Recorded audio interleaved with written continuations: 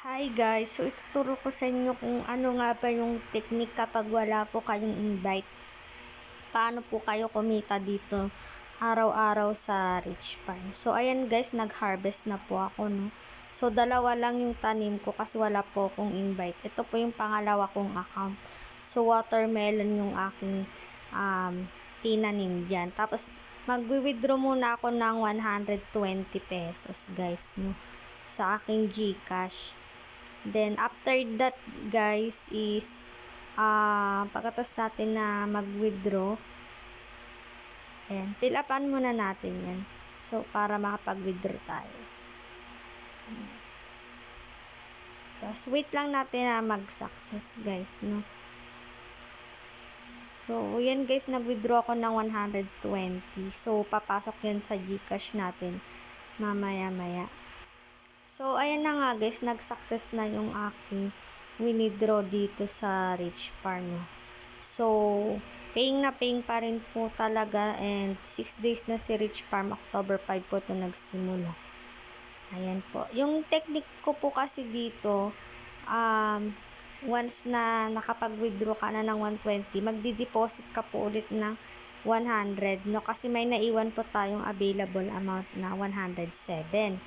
So, yan pala yung proof na dumating yung 120 ko. Tapos, pagka deposit mo yan, is magtatanim ka ulit. So, di ba parang araw-araw may tubo yung 200 pesos na puhunan mo ng 20 pesos. So, pumupunta yun sa GCash mo, no? So, araw-araw may tubo ka na 20 pesos, no? Kaya, yan, nag-deposit po ako ulit. Okay lang kahit na hindi ko ma-receive yung fertilizer. Parehas naman, para sabay naman sila na ma-harvest ng dalawa kong tanim na watermelon. Yan. So, magsisend tayo ng 100. Tapos, magtatanim tayo later.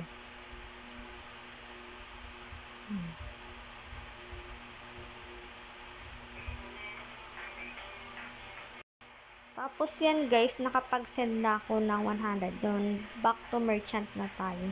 Then, magpa-plant na po ako ulit. As you can see, may available amount ako na 207 pa. So, bukas, once na ma-harvest ko na yan, nag-mature na siya, meron tayong 14 pesos na income dito, no? So, 14 plus 7,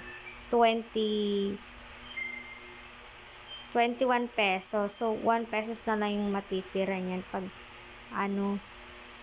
so, every 2 days na makaka-withdraw na naman tayo ng 20 pesos, no, mapupunta sa ating GCash. So, yung 200 pesos natin, araw-araw tutubo ng 20 pesos. Tas ayun nga guys, no, ang income ko na lahat dito sa 200 ko na puhunan, 87 pesos. Ayan, so, yun yung tapos napupunta na yung income ko sa GCash ko.